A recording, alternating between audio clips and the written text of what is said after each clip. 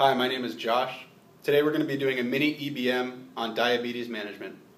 The goal of the talk won't be to be rigorous or comprehensive in the review of the data, but just to get a sense of the reasons why we do some of the things we do every day. So let's take a look. First, the Lancet Study in 1998, UK PDS. This basically compared medication management with insulin and sulfonylureas to dietary management of type 2 diabetes. They found that medications led to a reduction in hemoglobin A1C. When looking at diabetes complications, it led to a decrease in microvascular outcomes, but no change in macrovascular outcomes.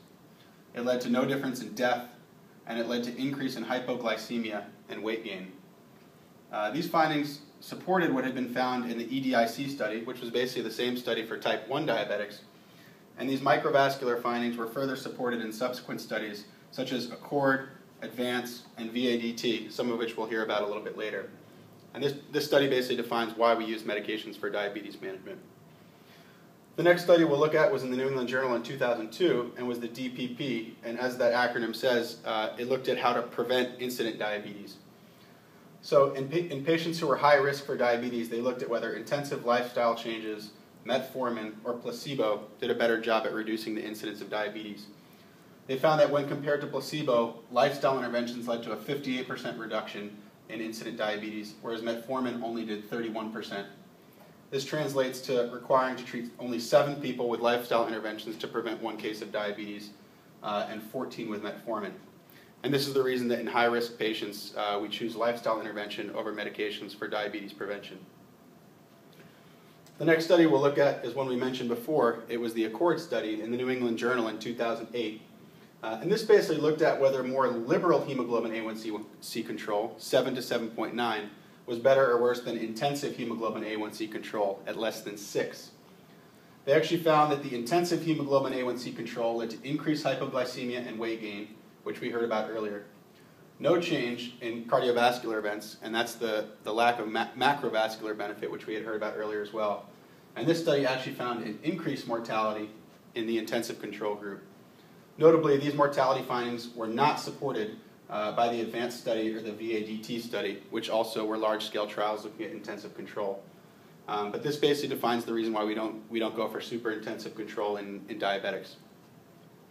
Next, we'll move to the inpatient sphere and look at the RABBIT study, which was published in Diabetes Care in 2007. This basically looked at inpatients with diabetes and whether a basal bolus method or sliding scale insulin method was preferable for diabetes control. Previous to the studies, sliding scale insulin method had been used because there was fear of hypoglycemia in these hospitalized patients. This study actually found that with the basal bolus method, there was a 66% achieving of the target blood glucose that they had set of less than 140, whereas in the sliding scale group, they only met this 38% of the time. Also notably, in the basal bolus method, there was no increase in hypoglycemic events and no change in length of stay. And this is the reason why we use basal bolus insulin method on inpatients with diabetes.